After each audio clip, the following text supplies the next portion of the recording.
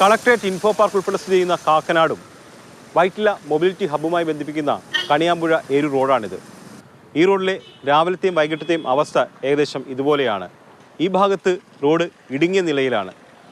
ഈ ഭാഗത്തുകൂടി വാഹനങ്ങൾ കടന്നു പോകാൻ നന്നേ പാടുപെടുന്നുണ്ട്. PWD റോഡാണ്. വികസനം ഉണ്ടാകുമെന്നൊക്കെ വാഗ്ദാനങ്ങൾ നൽകിയിട്ടുണ്ടെങ്കിലും ഇതുവരെയും ഒരു വികസനവും ഉണ്ടായിട്ടില്ല. 4 മണി കഴിഞ്ഞാൽ ഫുള്ളായിട്ട് ബ്ലോക്കാണ്. വീടിൻ്റെ ഉള്ളിൽ നിന്ന് പുറത്തേക്ക് ഇറങ്ങാൻ പോലും സാധിക്കില്ല. നടക്കാൻ സ്ഥലമില്ല.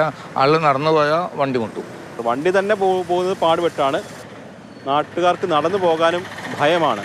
ഈ റോഡ് മുഴുവൻ വെള്ളമാണ്. അതിന് കാരണമെന്ന് പറയുന്നത് ഒരു കാന ഇവിടെ കൊണ്ടുവന്ന് അവസാനിപ്പിച്ചിട്ടുണ്ട്.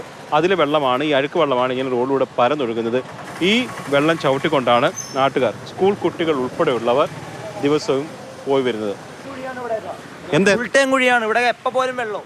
ഒരു 100 രൂപ വെച്ചെങ്കിലും നാട്ടുകാർ പിരിവെടുത്തിട്ട് ഈ സൈഡിലുള്ള ആളുകൾക്കൊക്കെ പൈസ കൊടുത്താൽ ഈ റോഡ് വേണമെങ്കിൽ വീതി കൂട്ടാൻ പറ്റും. 150 മീറ്ററാണ് ഏറ്റവും കൂടുതൽ ട്രാഫിക് ദുരിതം അനുഭവിക്കുന്ന സ്ഥലം.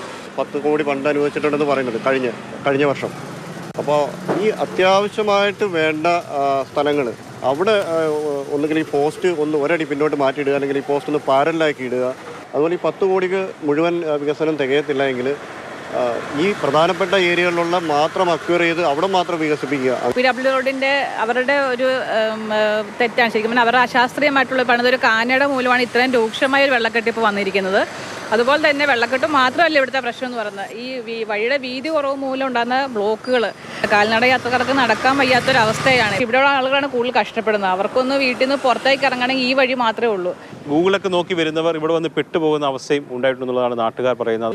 ലോറിയും ഒക്കെ വന്നിട്ട് കുടുങ്ങി പോകാറുണ്ട്. ബസ്സും വന്ന് കുടുങ്ങി പോകാറുണ്ട്. റോഡിന് വീതി കൂട്ടാൻ വേണ്ടിയിട്ട് സ്ഥലം ഏറ്റെടുക്കുന്നതിന് ഭാഗമായിട്ട് വരകളൊക്കെ ഇട്ടുകൊണ്ട് ഈ വരകളൊക്കെ കാണുന്നുണ്ടല്ലോ ഇവിടെ. എന്നിട്ട് ഇപ്പോൾ 11 മീറ്റർ വീതിയിൽ എടുത്തിട്ടുണ്ട്. ഈ 11 മീറ്റർ വീതിയിൽ ഈ റോഡ് എടുത്തു പോയിട്ടും സർവേ നമ്പറിൽ എന്തോ വേരിയേഷൻ ഉള്ളതുകൊണ്ട് അത് രണ്ടാമത് തിരിച്ച് റവന്യൂവിലേക്ക് വിട്ടിരിക്കുന്നു എന്നുള്ള വാർത്തയാണ് ഇപ്പോൾ കേൾക്കുന്നത്.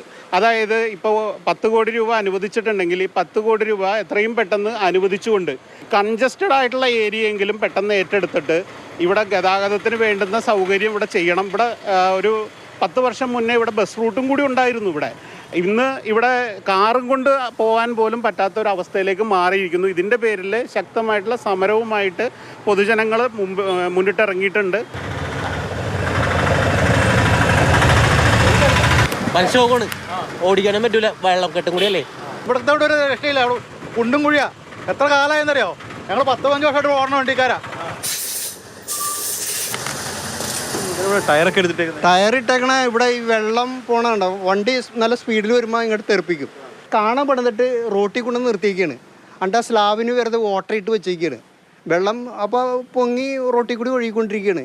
ഈ കാണ എവിടെയെങ്കിലും കൊണ്ട് മുട്ടിക്കണം, വേറെ ഏതെങ്കിലും വലിയ കാണയിൽ കൊണ്ട് മുട്ടിക്കണം. പേടിച്ചാ പോണത്, എന്ത് ചെയ്യാൻ പറ്റും? ദേശീയപാതകൾക്ക് വേണ്ടി റീലുകളിടുന്ന നമ്മുടെ ഭരണാധികാരികൾ ഇത്തരം PWD റോഡുകളുടെ വികസനം കൂടി സാധ്യമാക്കേണ്ടതുണ്ട്. ശരത്തമ്പാട്ടുവിനൊപ്പം എസ് അരുൺ ശങ്കർ, മാതൃഭൂമി ന്യൂസ്, കൊച്ചി.